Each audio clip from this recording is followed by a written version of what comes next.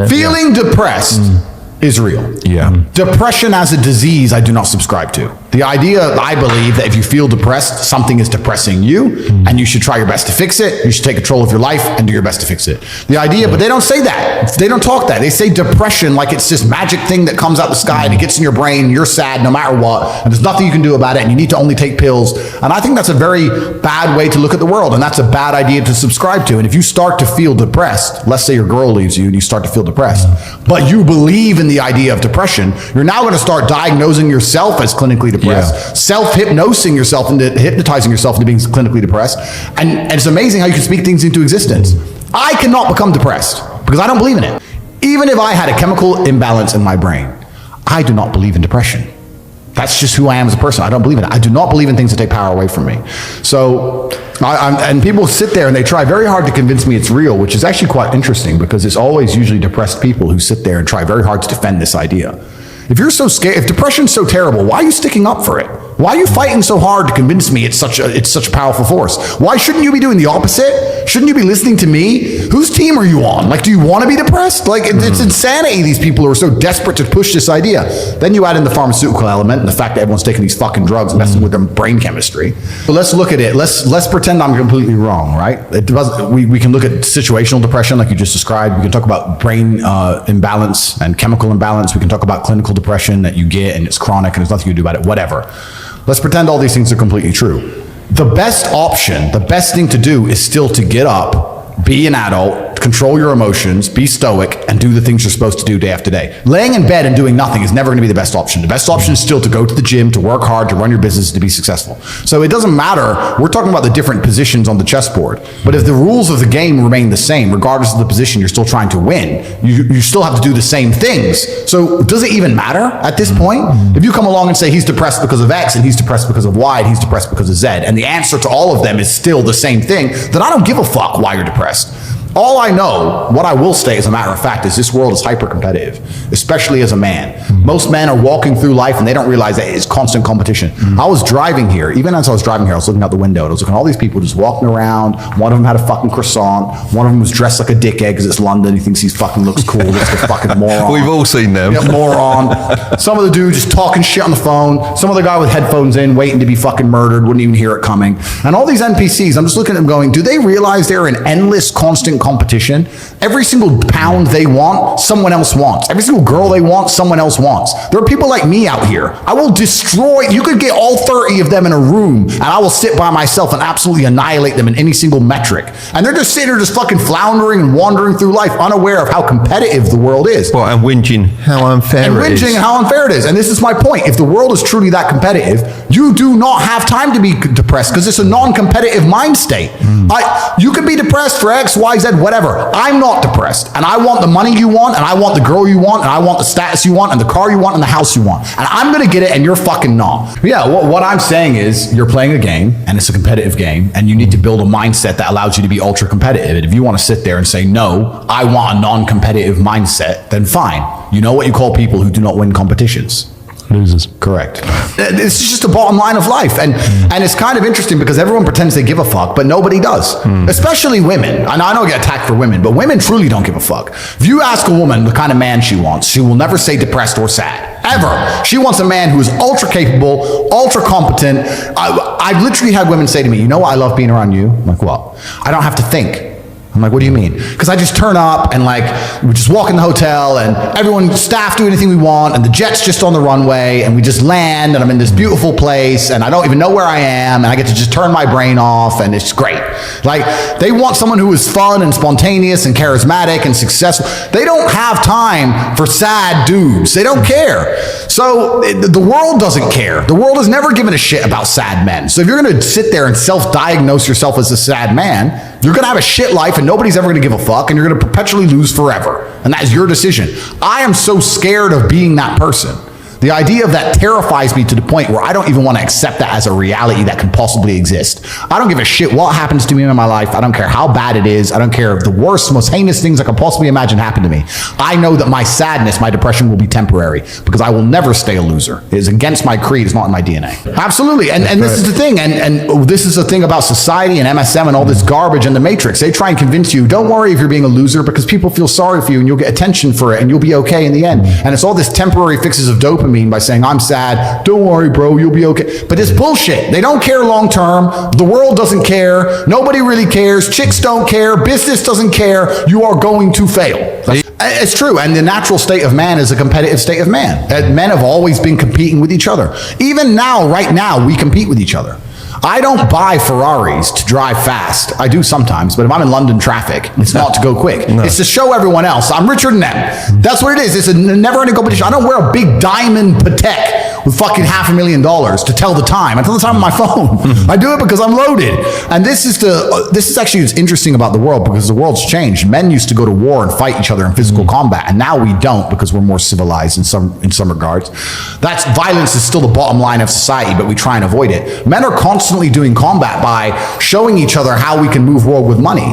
We're constantly in combat because of our status. 99% of what men do is for status. We want to be in good shape for status. We want the fast car for status. We want the nice house for status. We want the diamond watch. We want the hot girl. This is all for our status. Look at me. I'm the big dog. This is how we compete with each other. If you're going to be a dude who pretends that's not true, or be a dude who doesn't want to compete, your life's going to fucking... There are ideas which are universal. These are not ideas that could have possibly spread or shared because of the distances involved. It was a universal idea for the Mongols and the Chinese to fight each other, and the Aztecs and whoever else to fight each other, and the tribes in Africa to fight each other, and the Europeans, the French, and the English were fighting each other. Humans have always done this. It's just like, no, I'm the boss. No, I'm the boss. So, okay, then let's find out who's the boss. And now we live in a world where I think that status is the new form of combat, and the true expression of testosterone is showing you can move the world with money. This is why I do a lot of the things I do. When I show up to a hotel and every single member of staff panics and they're all standing there waiting only for me, and no one else is allowed to walk in, and all my cars are out front, and Mr. Tate, that's war. That's winning. That's what it is. That's the game. And I don't have time to even accept the idea of a reality where I can't create that for myself.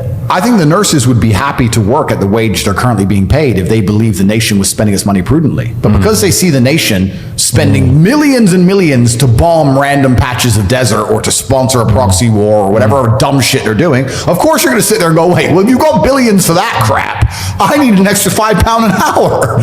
And this is what happens. And I think Western society is failing. I think it's breaking down in real time. I think by any metric you can measure a society, whether it's birth rate, happiness of people, criminality, anything you can measure, we're just losing. And on a long enough time scale, I think places like England and the United States are going to become unlivable. I think they're going to become unlivable states. Because I come back to England and I remember England 20 years ago where you could go on a night out and it was fun and it was safe, and I still love England, part of me does, but it's just fallen, it's failed, and all of our leaders refuse to do anything about it. They just want to sit around and fucking take for themselves for their few years they're in power.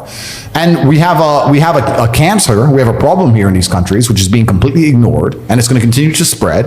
And I think that genuinely within 30 years England's going to be unlivable. I think anybody with any semblance of money will be in Dubai where they can walk around in safety. No one's staying here to get repeatedly robbed. Like, no one with money is going to stay here to get repeated. Even me, it costs me so much money to be in London. By the time I have my 5-man security team and hotels for everybody and stay somebody secure and an armored car, and it costs me like 30 or 40,000 pounds a day to visit this city. Nuts. And there's nothing here. I can't even go for a drink in a club because there's going to be someone outside with a fucking blade. It's clown world. Especially in Romania, everyone knows where my house is in Romania. Everybody knows it's in the middle of the city. My Bugatti's on my fucking driveway. No one would dare touch me in Romania. No one would dare. Here, you can't even have a nice car on your drive. Not even a Bugatti, a Range Rover. I had a friend the other day. They tried to rob him in his house because his Range Rover's on the drive. It's not even it's a $100,000 car. It's insanity that people, to me, I find it absolutely mind-bending that people don't just leave. I'm like, what are you staying? I get it, you miss it, visit, come on holiday, and fuck off because it's shit. And that was big when the Queen died. Huge. Yeah. Oh, when the Queen died, I said to Tristan, that is the last good thing about England now gone. That was the last like unifying force. She was so universally respected, and now the royal family with all their fucking current garbage, they're losing credibility in real time, and it's a shame. It's a massive shame. And I agree with you. I'm a patriot too. I love the idea of England. I wish England could be a hospitable place to live. I even like the weather. When I landed here, When I landed here, I said to Tristan, it was raining and cold. I was like, I like this. Really? You get that feeling home feeling. Completely get cozy feeling that, you don't quite get in the desert. But it's just too many metrics in which it fails. And you just think, you know what? I have to make the smartest decision. I have to be as competitive as possible with my mindset and with my lifestyle. And even me as an individual, I know I'm competitive with money, and I know that I'll be more competitive the less money I give away. So you just end up going, okay, I'll move. Well, I think the Western nations are collapsed anyway. So, but population is going to be certainly a buzzword across the next 100 years. But Africa is taking over now. Africa is having huge population booms, and China owns Africa, and China's going to be the new superpower. So it's a changing of the guard. And it's actually interesting because I had this conversation with Tristan. As much as I complain about the Matrix and complain about how the media machines are controlled and they're lying to us and the Western world is all a lie and the law is subjective, if the main power in the world changes from America to China, it might even be worse. So it's kind of interesting. Like either way we're going, it's going to be a difficult future for people. What needs to be done is they need to at least become sovereign nations again. I don't want to get assassinated, and I would never kill myself. But these globalist ideas and these globalist regimes, they destroy the idea of sovereign nationality. So if they have an idea that they want to purport and push, you have to subscribe to it. There are currently Western European nations which are committing energy suicide to support a war that has nothing to do with them because they've been commanded to from above. They're not a sovereign nation. Any sovereign nation would sit and go, well, our constituents matter more than this over there. But they don't do that. They sacrifice their own constituents and their own ideas and their own thing that's good for their own country to agree to some religious ideology above them that they're getting fucking force-fed. So it's insanity. And that's one thing I also respect and love about the Middle East. You know who the boss is? Who's in charge of England? I'll ask you guys, do you really believe Rishi, whoever, is actually the boss of this place? It's the puppet masters, of course, he can't do shit. Who's the boss? Nobody even fucking knows who the boss is. You wonder why it's fucked. No one knows who's in charge. Saying, but if you look at the world today, I'm telling you right now, if you're a very famous actor, for example, and you decided you want to have 3 girlfriends, it would be very easy for you to have 3 girlfriends. Now, those girlfriends would get a lifestyle off of you, of course. They would benefit from sharing you. They would take away a lot of their jealousy and it'd be replaced by gratitude because of the lifestyle they're being afforded. But that's because you're top dog. So I'm not sitting out here telling every man, go get a bunch of multiple women. I'm saying that women themselves have shown us that if you're a high enough status male, your idea of being sexually exclusive to them isn't all that interesting overall. It was different previously, perhaps, or I understand some people are happily married and some people don't like the idea of the things I'm saying. That's fine. I'm just making a commentary and I'm speaking from personal experience. If I were to go out and meet a new girl and she were to sit with me and talk to me, and someone were to say at the end of it, do you think he's going to be loyal to you? She'd go, well, probably not. Do you want to see him again? Yes. That's the reality of the game. That's the way it's always been. And then again, it's interesting because there's another interesting observation in terms of when women decide to settle down, right? Because women don't often want to settle down at the peak of their sexual options and value. Women are seen as most valuable, let's say at 23 or 24 or whatever. When they're most valuable and they're most beautiful and they have the most options and the most Instagram DMs and the most invites, they don't want to settle down. They want to go to Dubai, they want to go to Hong Kong, they want to go to Miami, they want to run around, they want to have all this fun, they want to party, and then they get to 30 and there's a new generation of girls getting all the options, and now they start saying, well, you know what, I want a serious man. Well, of course you do, of course you do. But I also use that as an answer when a man says to me, because some men say, look, I like the idea of having, let's say, a bunch of women or whatever. I said, then you better become important. That's the only way you're going to do it. Become important. You're not going to do it if you're a brokey. I mean, you could, but it'd be a different scenario for the women to actually accept it and be semi-happy with it. And when I say these things, of course, I'm called misogynist and attacked by Shanti, fucking whatever her name is. I can't remember. I mean, neither. I just remember Shanti. The Guardian. The Guardian. In most of the world, this is the reality. Go to Africa and find the rich dude in town. He has wives. Go to the Middle East and find the rich dude. He has wives. Go to Russia and find a billionaire. He has his wife and he has his mistresses. Like, this is just the way the world is. I don't know why everyone's afraid to just say it. In the Western world, we have this fake veil of absolute moral superiority and we're better than everyone else and da-da-da. But if you actually hung around enough billionaires like I have, and you've been around enough rich, important people in private scenarios, you will soon see that everyone does the same thing. Just in the West, they fucking lie. And everywhere else, they can be honest about it. It's always been the way. It's only over here we're like, no, No, never. No. It's a clown world. And it's a gray area, right? Because also, I don't think there's anything wrong with a woman expecting a nice lifestyle. I think it's all relative, right? If you're a normal person, even in a normal couple, a woman still wants her man to provide and protect and work and pay for the house and the family. Women expect you to provide and protect. That's evolutionary. That's how we're designed to be. So I don't think a woman expecting a lifestyle from her man is a bad thing. If I was a woman, I would expect a lifestyle, that's for sure. And depending on your man's lifestyle, depends on the kind of lifestyle you expect. And then it gets into a blurred line of people say, well, she's just with you for money. I'm like, well, if she's just with me because I take care of her problems and I make her feel happy and I make all her stress and anxiety go away and she gets to have fun with me, you're saying that with me for money. I'm saying she genuinely likes me because that's what I provide. Because I provide. So all those things end up with her having genuine emotion for you.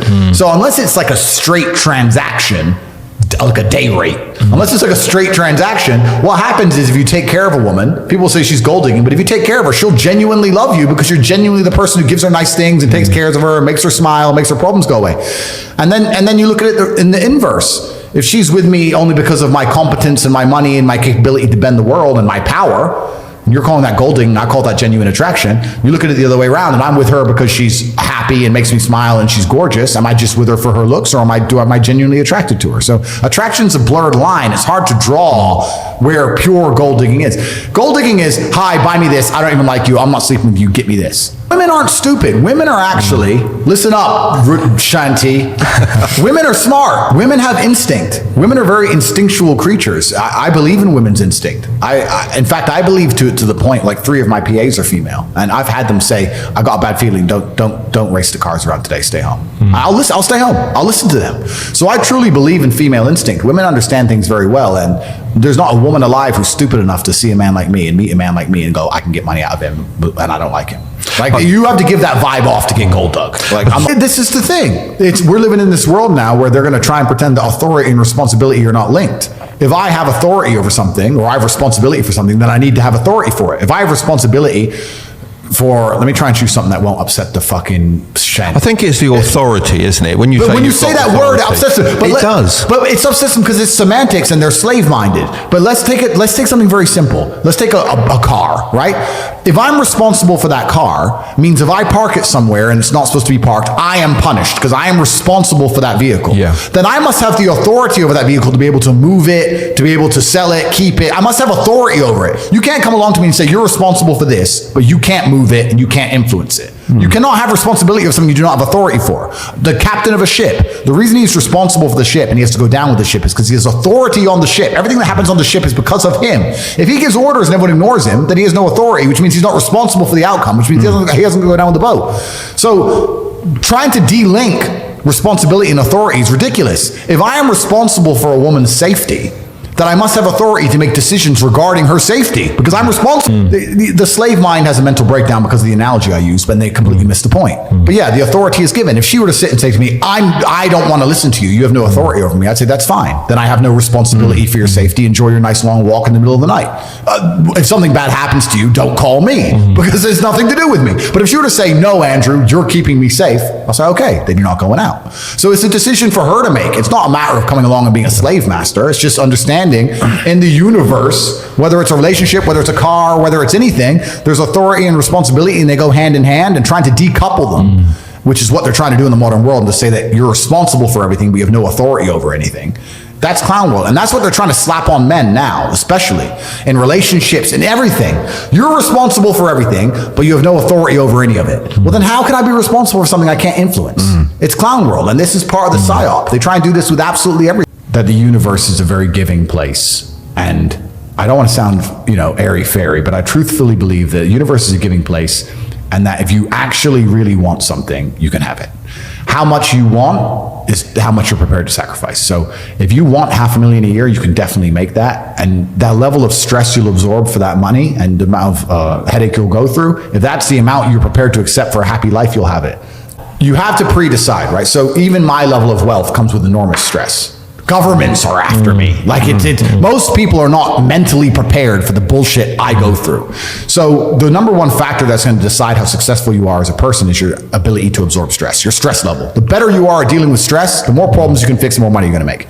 So you have to decide where on that scale, because you could just be homeless and have no stress. Right? You could be a brokey and be on the dole and just, I'm broke, but nothing really troubles me. So you have to decide on that level where you want, how much stress you can possibly absorb as a man. And then if you truly want that level, you're going to get it. I believe any man can make anything they want, depending.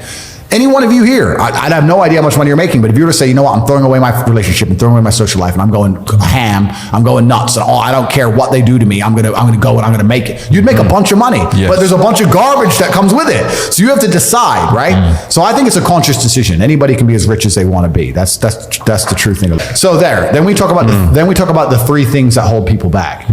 I believe there's only three reasons people are not rich. One of three reasons. They're either stupid, arrogant, or lazy. Stupid is actually the smallest category. People think, there's a lot of stupid people. There are, but I know a lot of stupid people with a lot of money, right? There's so much money in the world. To be too stupid to generate money, I think is less than 5% of the population who are genuinely too dumb to ever make a good wage. Then you have arrogant and lazy, and these are the two most common. Lazy because people just, but I need time to myself. But it's the evening. Or, it's hyper competitive. There are people who do not need times to themselves. There's an Indian in Islam, or there's a guy in Islamabad who'll do your job online for $3 an hour and he doesn't sleep. You're going to lose, right? So if you're going to be lazy in any regard, you have to understand there are people like me who are billionaires who work 18 hours a day. When I finish this, I get into my car and I open my laptop and I work on my way to my next appointment. And then I'm going to work all night until the day I go. When I go to sleep, I close my laptop and I'm asleep a minute later. I work. That's all I do. Lazy is a big problem because people go, but I just want to relax. If you just want to relax, that's fine. But you're competing against people who just don't want to relax, and you're going to lose. And the last, and I'd say that's around, a lot of people have that element to them. A lot of people are lazy. That's about 50% of people. But the main reason people are not rich is because they are arrogant. 50% of people are brutally arrogant. And I'll give you an example. I have a school where I teach people how to make money online. It's called The Real World. It was called Hustlers University. It's now called The Real World. TheRealWorld.ai. You can see it at CobraTake.com. I sit here as a billionaire, and I sit and say, I will teach you how to make money online. Anybody, 18 modern wealth creation methods. It's $49 a month, and I will teach you. And people will sit there in their brutal arrogance, and as a brokey with no money, and go, yeah, but can he really teach me? I have everything you've ever fucking dreamed of. I have all the money, you have nothing, and you're so arrogant that you believe you know more than me, or that you can do it without me, or that I don't know how to teach you. The arrogance of people is truly mind-bending. If you know so much, why are you broke? You obviously don't know. If I wanted to learn how to box, I wouldn't walk into a boxing gym, find a guy who can box and go, yeah, not bad, but can he really punch? Like, this is how people think when it comes to money. You guys are all successful enough. You can sit there and say, look, I do X, Y, Z. I have X, Y, Z. You don't have it. So do you want to learn how to play piano from the piano teacher, or do you want to sit there as an arrogant brokey? Most people are brutally arrogant, and you can sit there and you can try and help them, and they're just so arrogant. They think, I can do it myself, or I'll work it out myself. I don't need help. And it's arrogance, and it keeps them at the bottom. Everything great that's happened to me in my life, someone taught me. I had a kickboxing coach. My dad was my chess coach. You get taught things. To sit there and think you're too good to learn, well, this is the problem. Most people are broke. Most people are broke because they're arrogant, bro. It's the truth. It's nothing to do with how stupid they are. They're just arrogant people. I found my kickboxing coach to a degree by accident. But I've always been a person who's been looking for absolute competence in the people around me. It's just mind-bending to me that people are walking through this world without understanding a very simple life hack. If I wake up and I want to learn how to bake cupcakes, my instant reaction is, who can bake cupcakes? Let me go talk to the person who can bake cupcakes. It's easy, really, isn't it? It's easy. It can be pretty simple. It's a shortcut, isn't it? It's a shortcut. So I want to make money. Well, who makes a bunch of money and who's telling people how to make money? Well, let me go listen to them. Let me get closer to them. But people just have this arrogance inside them. They don't want to. And I think a lot of the problem with people, especially in the world today, is they misunderstand the difference between a dream and a plan. And nothing good in your life is ever going to happen by accident. If you see a guy in fantastic shape, you don't say, how'd you get in great shape? And he goes, it just happened. Oops, I just fell. No, he ate a specific way. He trained a specific time. He did specific things for a specific outcome. And it's the same with finances. And most people who are broke, if you say, do you want to be rich? Yeah, I want to be rich. How are you going to get rich? One day, I'll win the lottery. Yeah, dumb shit. You have no plan. You have no plan plan whatsoever, no actionable steps, no, you're not doing things daily, you're just hoping some point in the future God's gonna just dump it on your doorstep. Guess what? It ain't gonna fucking happen. And unless you have a plan, a specific plan, I'm sure you guys had you had a plan and you worked hard to get to your points. I had a plan. Everything was like, okay, today we have to do day after day after day until you get there. And this is what most people don't have because they're too arrogant or too lazy. I don't think it's stupid. I think most people, if you laid out a plan and they tried their very best and they were willing to learn, could do it. I don't think people are too stupid to make money. They're just too lazy or too arrogant to make money. That's the problem with people. I wake up every day and I think, how do I make my life better?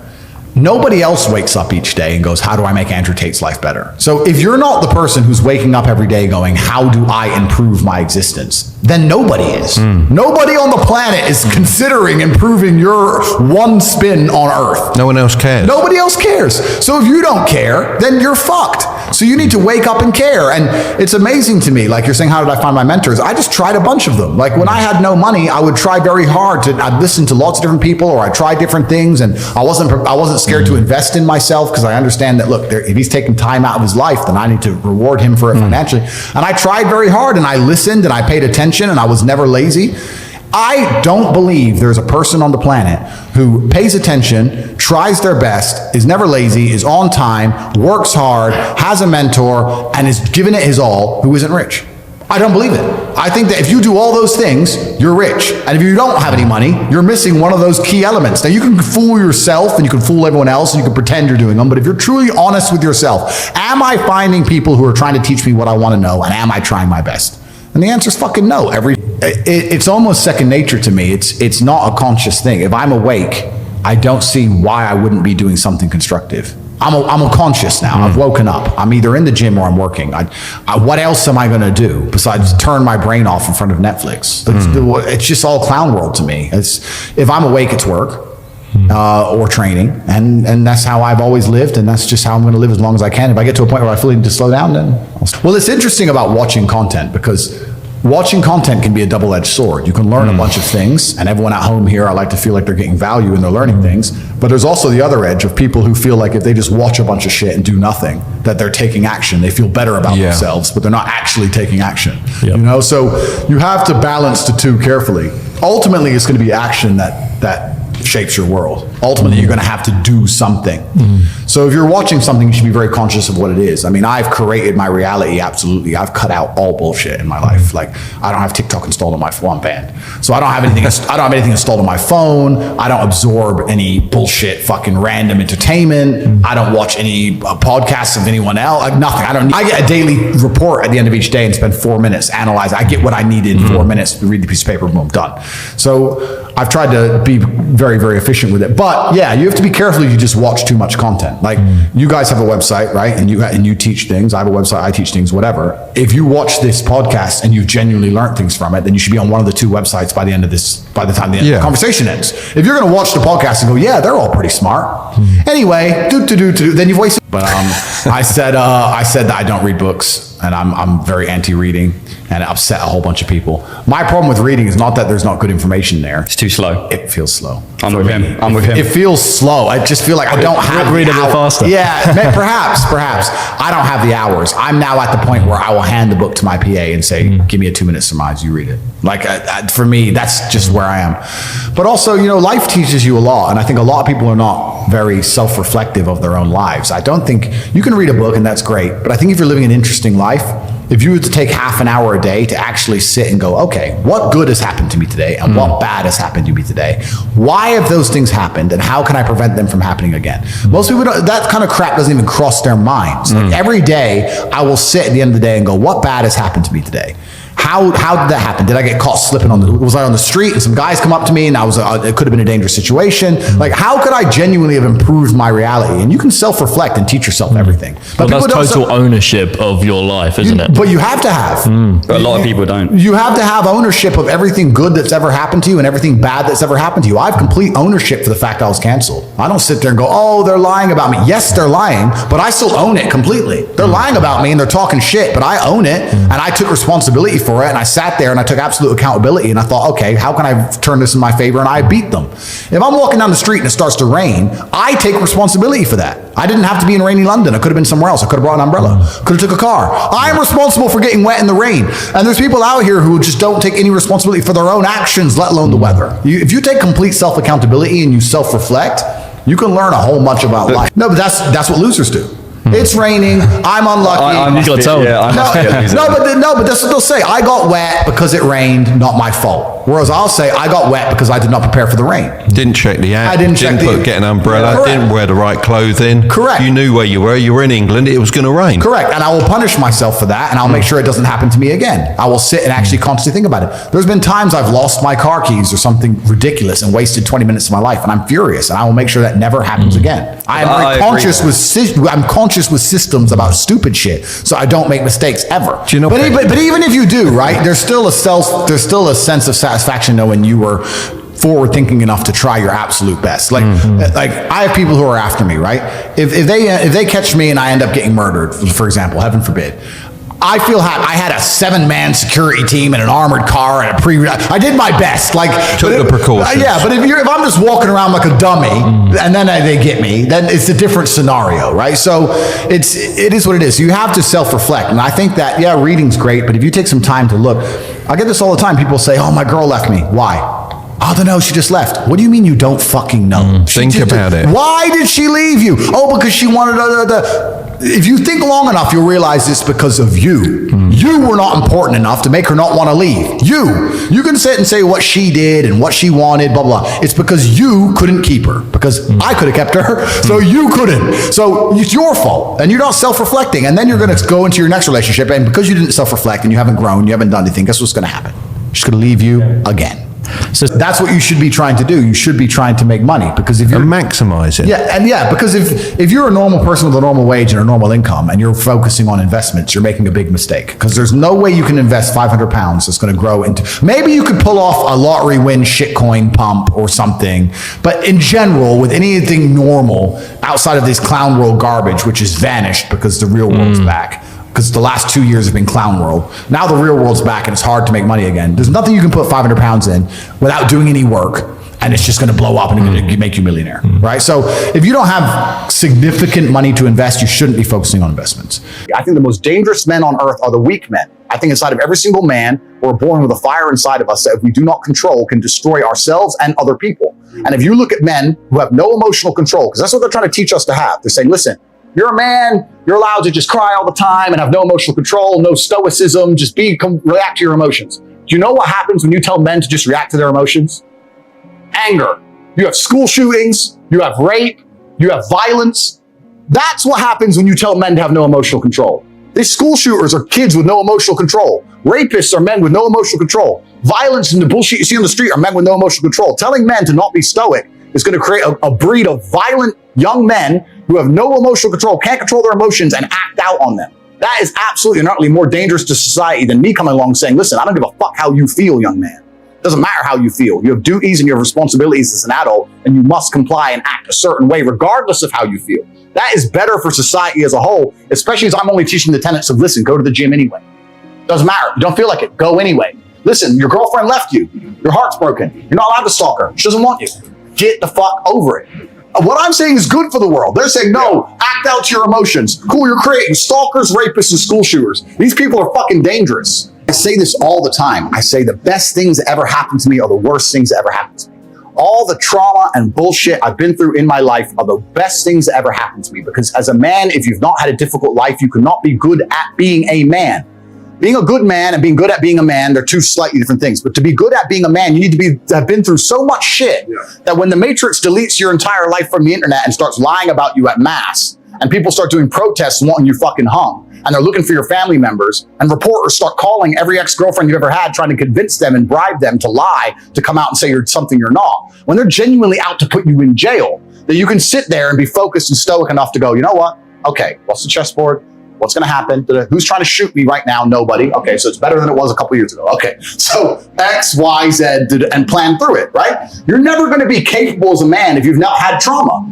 The best men ever have had trauma. If you call a police officer, you need a brave police officer. He ain't going to be brave unless he's been through shit. Yeah. He's not going to be rigorous, he's been through shit. So we also, as a society, sit and look at men and go, we want, well, there's two kinds of society. There's the matrix society, but the true society, the true women with a brain, they actually, I want a man who's strong, who's supportive, who's intelligent, who financially provides, etc. Then you're going to want a man to some degree who's been through some shit. Yeah.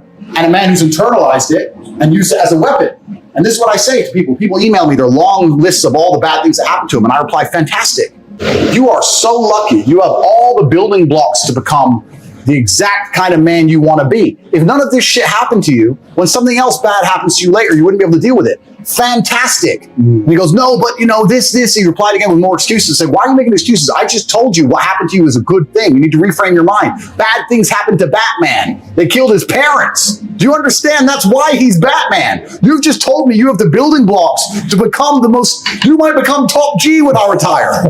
Fantastic. What are you complaining about? He goes, well, what do? I said, you need to work. Take all that trauma. If you're truly heartbroken, my friend, and we've all been there as men, if you're truly heartbroken, you can't sleep. That means you're going to get in fantastic shape. You better hit the gym. You have nothing else to do. Stop watching YouTube. Stop emailing me. I want pictures of you in the gym. Get to fucking work. Heartbreak's a fantastic motivator, as is depression, as is sadness. Great. Look at what's pissing you off and make sure it never happens again. If you were jacked and rich as fuck, she probably wouldn't have left your ass. So get your shit together. Right? So this is so important. Trauma is such an important part of being a man. And the Matrix talks of trying to say that trauma is terrible and avoid trauma, or if you get trauma, take a pill, and that's unrealistic. Trauma is going to happen to you, and you as a man need to internalize it, accept it, and weaponize it to become the best version of yourself you can be. And that requires mental strength and stoicism. It does not require, be more emotional. Because if you're more emotional, you're going to fall apart when shit happens. You're going to end up like Logan Paul, crying your eyes out on TV like a bitch. The men who support me online have their shit together. The men who hate me are fat. The men who have done the takedown videos of me are objectively unattractive individuals. I'm not trying to be insulting, just objectively obese, unattractive individuals, right? People who don't have their life together. It's the same even more with women. You can find 10 women who are sticking up for me, supporting me. They're all beauty queens. And then you find some girl sitting there, some troll sitting in the corner. Andrew's bad for women. So there's a lot to be said there, right? And hate always comes from below. It never comes from above. The people who have their lives together, whether male or female, love me. The people who have failed and they know that the failure is their own fault, and I'm a good mirror. I reflect their own failures at them. Oh yeah, of course they hate me. And that's what's happened here. What's most upsetting is as follows. This whole idea of protecting women and misogyny has been weaponized to attack someone they don't like. These people saying that we need to get him down because he's a misogynist, they don't give a fuck about women, these people. You think they care? There's some fat troll. So there's some dude called Daz who made a takedown video of me who just came out actually on my last podcast. Turns out he was talking to a 13-year-old girl. So he's a fat pedophile. So there's a fat pedophile who did a video on YouTube about me saying that I'm dangerous for women. Got 10 million hits because he's objectively unattractive, saying that he cares about women, but he's a pedophile himself. He doesn't care about women. He's jealous of me. He's jealous of who I am and my lifestyle. So he's found something he can use to weaponize. If he can't make up that bullshit and attack me, how else can he attack me? Can't call me broke. Can't call me dumb. Can't call me stupid. Like, what can he call me? Well, he's better than me at everything. But if I take this and pretend to give a shit, he doesn't give a fuck. I build orphanages in Romania. I have a charity that rescues stray dogs. I take time out of my life replying to emails, saving people from suicide. What the fuck does this guy do for anybody? Nothing. But he's the good person because he gives a shit? No. He's using it as a vehicle to attack somebody who he knows is his superior in every single human metric that can be measured by modern science, and he dislikes me for it. All of this is just weaponized care. Oh, we care so much about, they don't care about fucking anything. They don't care about people. They just dislike me. And that's a very different thing. It's all been false from the beginning. I've seen through it all from the absolute beginning. It's a matrix attack. And like I said, I told you how it happens. YouTube strike, Meta, YouTube, media, Uber, Gmail, Discord, Skype, Twitch, boom, boom, boom, boom, boom. It's all a fucking coordinated hit piece. It's bullshit. I've been saying I said if you have a point of view that you are very strong in your adherence to, if you truly believe something, you need to sit and analyze whether it's your own personal experience that makes you believe something, or if someone else or something else has convinced you of this. And if they have, you need to then once again analyze that point of view and analyze who these people are and what they want from you. Do they truly want the best of you? If the news convinces you of something to the point where you're going to argue with your own family members at a dinner table, does the news really care about you more than your family? This is a genuine question. You need to analyze every belief you hold, where it came from, and then analyze what their intentions are. And if you start to do that, you look at something like COVID, for example, it's an easy one. You look at all the bullshit they were saying and you sit here and go, wait, these people don't care about me.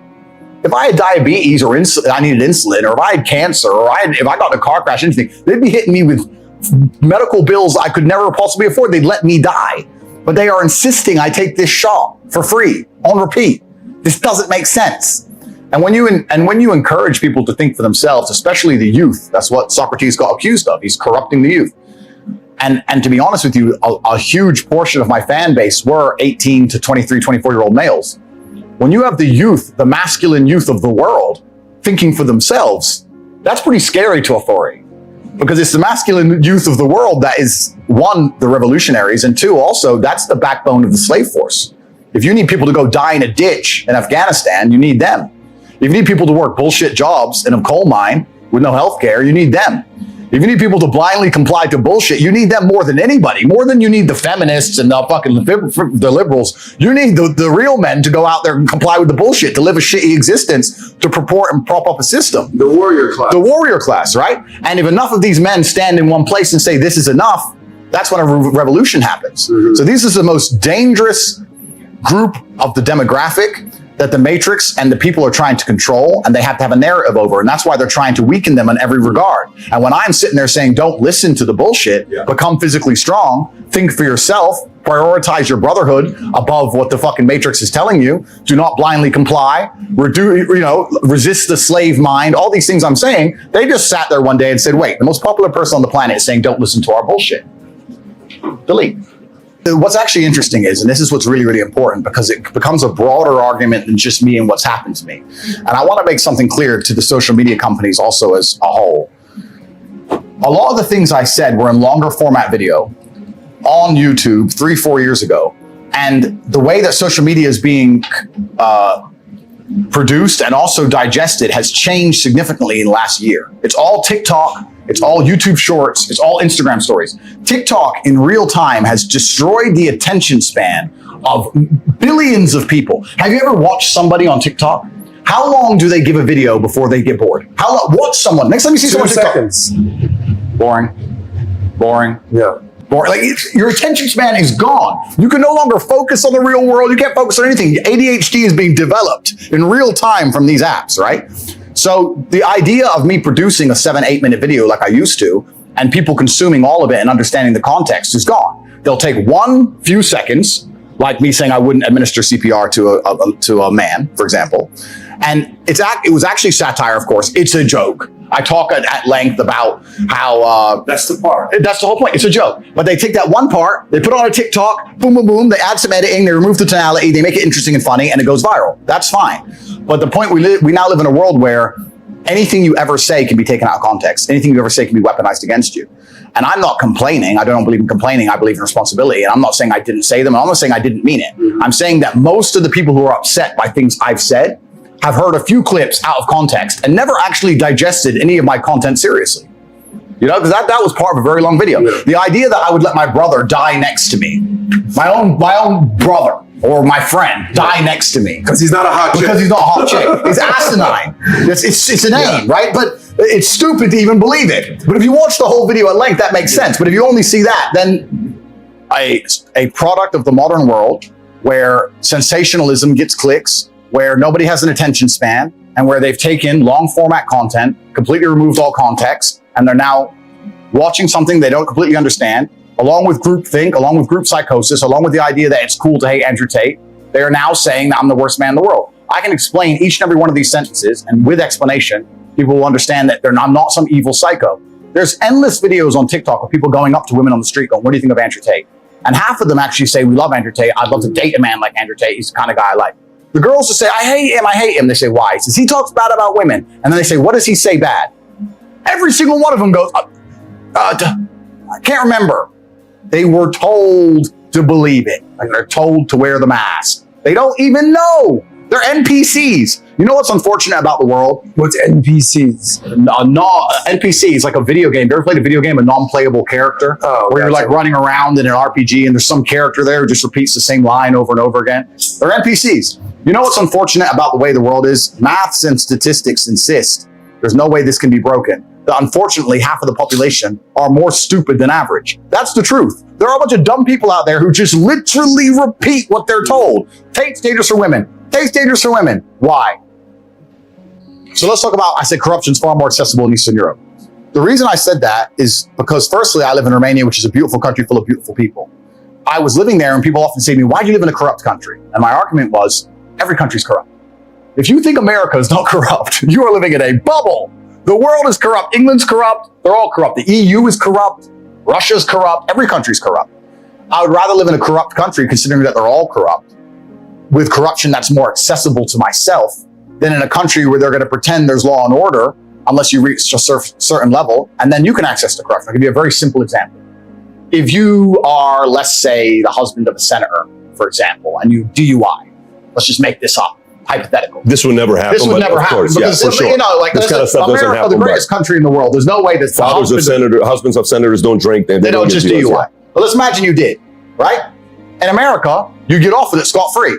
But if you're a single mother or you're a single parent and you're out there working a minimum wage job and you're trying your very, very hardest and you have kids to raise and you get a DUI, you're fucked. Now, I think it's kind of unfair that the corruption limit in a rich country, in this hypothetical super rich country, means that people at the absolute elite can do whatever they want and nobody else has access. I'll give you another example. Let's imagine you're in Serbia. Same scenario. You're a senator's husband and you get caught with a DUI. Of course, nothing's going to happen to you.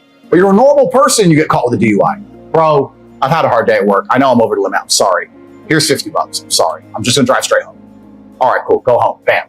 Accessible corruption. To me, that's a more of an appealing environment to live under than under a society where they're going to take a normal person, wreck them under the law, throw their ass in jail and fucking destroy them and sit there and cry about law and order, law and order, law and order, when it's all bullshit anyway. There's no law and order. The threshold for corruption's too high. So for me as a person, you said I'm a chess player. If I'm a chess player and I analyze the chessboard, I have geographical freedom. I have financial freedom. I'm going to live in a society. Why don't I live in a society where I have the most possible moves to make on a chessboard? Where would I go? I'd go somewhere where my money can benefit me. I don't have billions.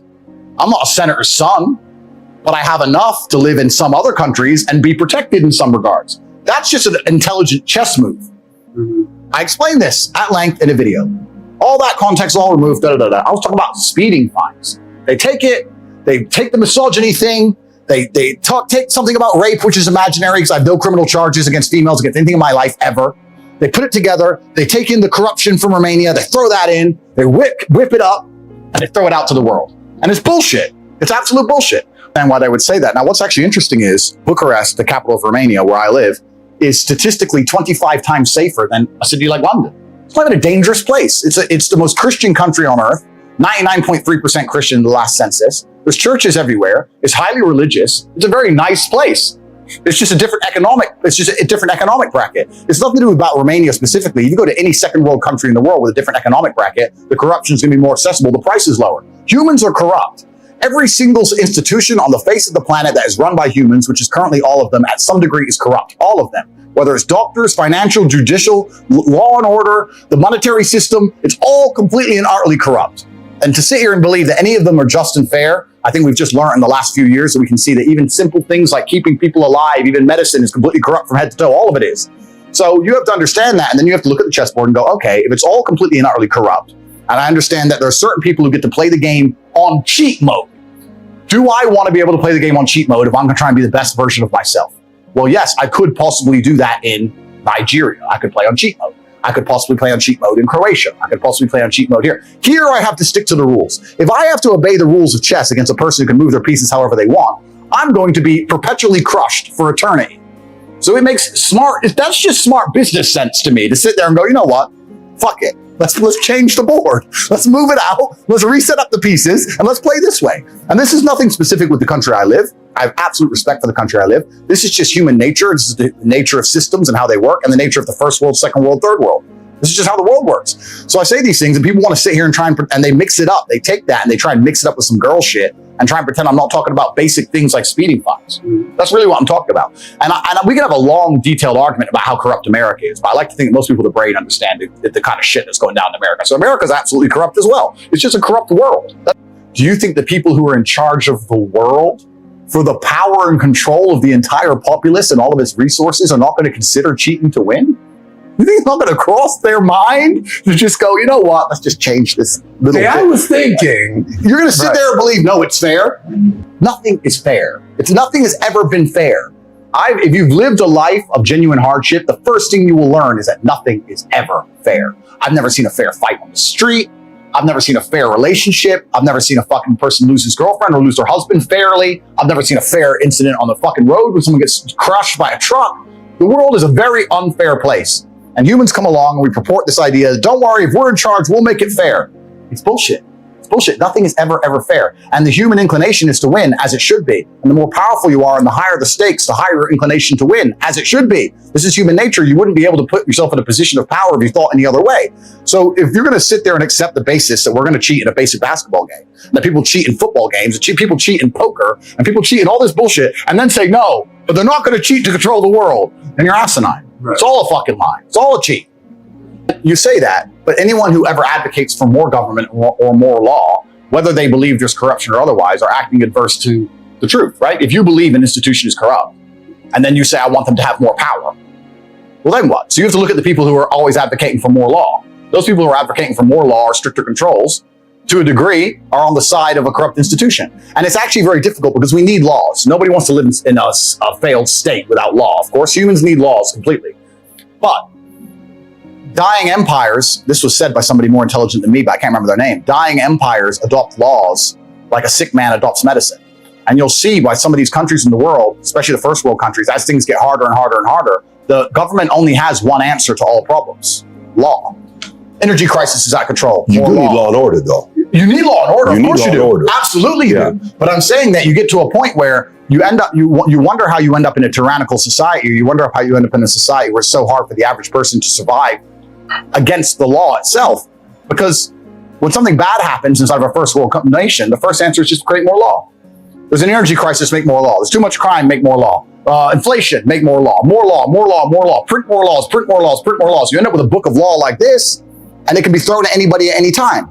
And this is what's actually interesting about some societies in the world. I live in a country in Romania, which is one of the poorest countries in Europe. It's a homogenous society, but it's very poor. The police drive Dacias that can't go more than 65 miles an hour.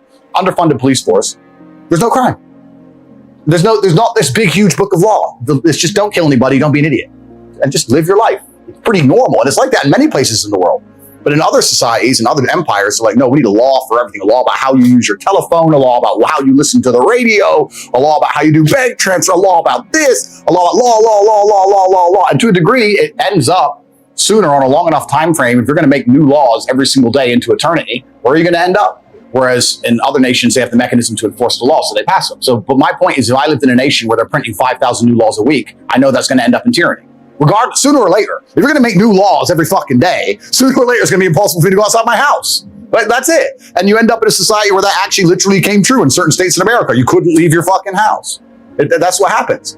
And it's a sad state of the world, and I'm not a pessimist in any regard. I'm just trying to analyze the chessboard and be as perspicacious as possible and set myself up in a position where I feel like I can live a life true to myself and true to God and be free and enjoy the freedom of my family and just do what I want to do without hurting anybody. That's all I'm trying. Really good point of view. And it actually ties in very interesting to another point I want to make, where there's a correlation between people who are free thinkers and people who have opinions which differ from the norm and their testosterone levels. I don't know if you've ever seen this. But the higher your testosterone level, the more likely you are to stand up and say something that the group doesn't agree with. The basic premise behind it, biologically, is you're more prepared to defend your idea. If you stand up against 5 men and say, you're wrong, I believe this, at some point, and especially in history, that can become violent. So if you don't have the capability or at least the bravery to stand up and face the possibility of violence, you're more likely to just comply with the group thing.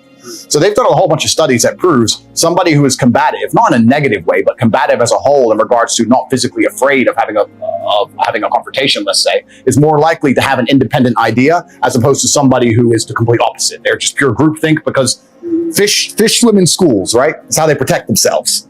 So it's an interesting point you have there. And also that can be extrapolated if you look at the political parties of the world or you look at the different ideas, etc. You can usually look at someone and kind of see their politics. Sometimes you can look at them and go, yeah, I get it. Right? So there's a lot, biology is a huge part to play with it. And yeah, I agree with you. And you're totally right. My view, like every other person's view on earth, is biased. And I have a large degree of individualism and a large degree of I can fix this myself, or I'll be okay by myself. And that's how I was raised. And that's also my genetic makeup. And you're right. I completely agree with you. And I understand that. And that's why each to their own. I'm not saying everybody should decide to go move to Serbia, because you're right. There's mobsters in Serbia that will take advantage of a whole bunch of people completely. But for myself and my own personal chessboard, that's how I've set up life. And that's why the students who follow me and the kids I talk to, I say, listen, life is extremely difficult as a man. It's very fucking hard. There is no way I can tell you to win unless you're a top tier man. I can't sit here and give you a cheat code that allows you to stay a loser and win. I can only tell you what I've done. I became extremely wealthy. I became extremely capable. I became extremely smart. I developed a vast network of individuals that nobody wants to mess with. And I set up a life that makes me difficult to damage. That's what I did. You're saying, how can I comply, and stay weak and stay stupid and be safe from tyranny? And I say to you, you can't do that. That's why I teach the tenets I teach. And that's also why I think they find me so threatening, because I'm teaching people to do exactly that. I say, listen, there's no strength of mind or strength of opinion without strength of body. First thing you need to do is go trade. Don't care what you think. Don't care what you think. Too small. First thing you need to do is go train. That's number one. If you think 2 + 2 is 4, and I think 2 + 2 is 5, and we're going to argue this to the end, it's going to be 5. So you better go do something. Newsflash. 2 + 2 is 5 now. That's the reality. But that's the reality of Earth, right? And I teach kids this reality. I teach men this reality. And by even doing basic things like teaching young men to go and be strong physically, which is, I'd like to think we live in a world where that's all seen as a good thing. There are people in the world who sit there and go, wait. Making them physically stronger is going to affect our ability to change the narrative in their minds in real time with our matrix programming. That is negative. As much as people think I'm speaking my mind, trust me, it's just 20% of the things I think. There are limits to the world, and there's times to say them, there's times not to say them. However, I feel a duty that Logan doesn't feel, and the duty is to my children's children. And I believe certain things need to be said, and it goes beyond just trying to keep my YouTube channel. I have a duty. I have a sense of duty, which is he doesn't feel. He doesn't care. He will say anything that's said, and he will allow anyone to get banned. He doesn't give a fuck as long as he gets to continue on his channel. Please don't delete my channel. I need to be a clown on this channel. That's all he cares about. I care about the world as a whole. I don't give a fuck. I don't care if they delete me from everywhere. I don't care if I go missing from all of social media forever. I don't care. I have money. I'm fine. I'll go to the mountains. I'll take my car. I'll chill. I have a good life. It doesn't matter to me, right?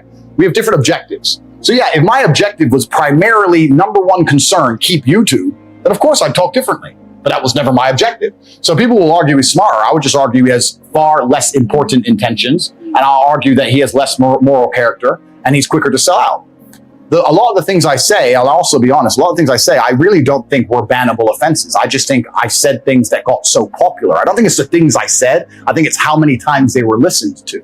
And that long list of things I said, there's one more there I'd actually like to really disparage because it's the one that annoys me the most, where it says, I say that women should bear some responsibility for being raped. I'd like to take this time and explain what I was saying in long format video, which has been completely misconstrued. I was talking about a girl. I was having an argument with a feminist, and she was saying that we need to teach men not to rape. And I said, my dear, I love how idealistic you are, but I am realistic. Men are already taught not to rape. She's like, no, we need to go and change language at school and rewrite history and do all the shit they're trying to do to make men weak because they think that weak men don't rape, which is another argument I want to come back to because weak men are the most dangerous men on the planet. Let's talk about that later. But I said, no, people already understand that rape is wrong. Unfortunately, human nature, some people don't care about doing wrong things. We should teach people not to steal, but they still steal. Would you agree that everyone says don't steal? The Bible says don't steal. The Quran says don't steal. Schools say don't steal. Everyone says don't steal. People still steal. So if I were to take $1 million in cash and walk down the street at night in the worst part of town holding it, to a degree, I would have some responsibility. When I got robbed, the police would come and say, why did you do that? People would say, Andrew, why did you do that? You have to protect yourself from things. You can't just rely on the ideological hope that other people in the world are going to be perfect and infallible, or that the law is going to prevent it. You have to say, no, I can't walk through the ghetto at 2 a.m. with $1 million in cash. I take personal responsibility.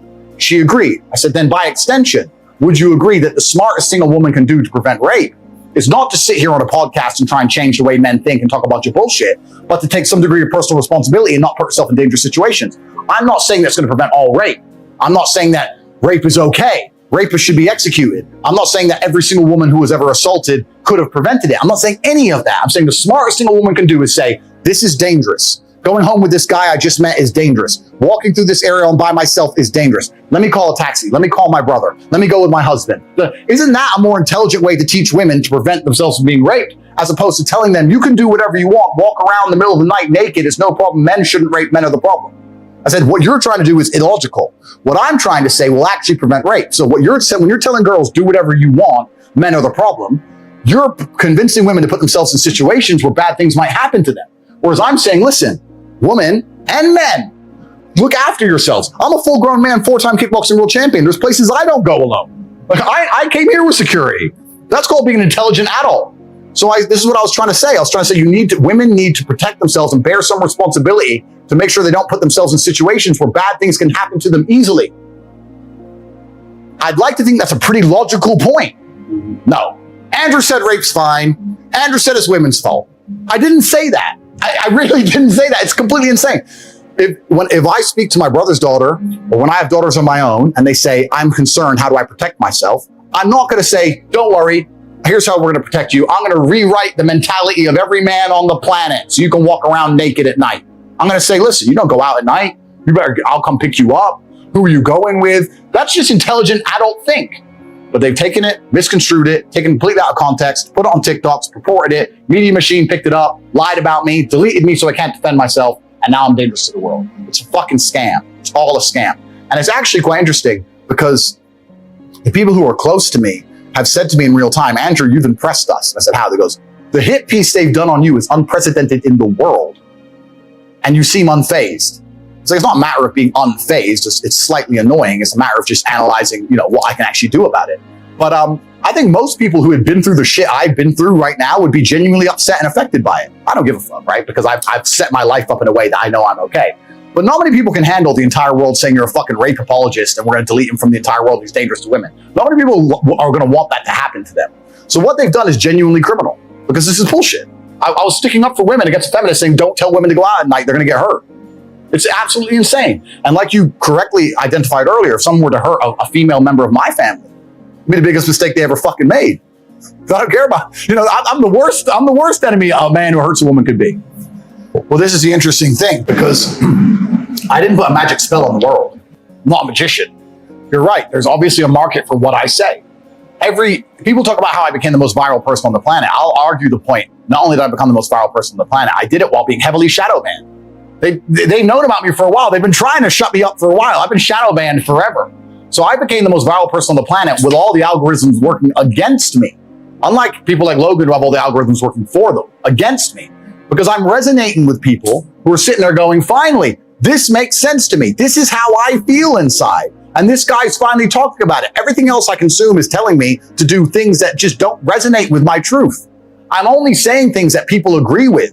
So to chop my head off and try and delete me is asinine in and of itself because there are billions of people out there, millions of people out there who feel the exact same way.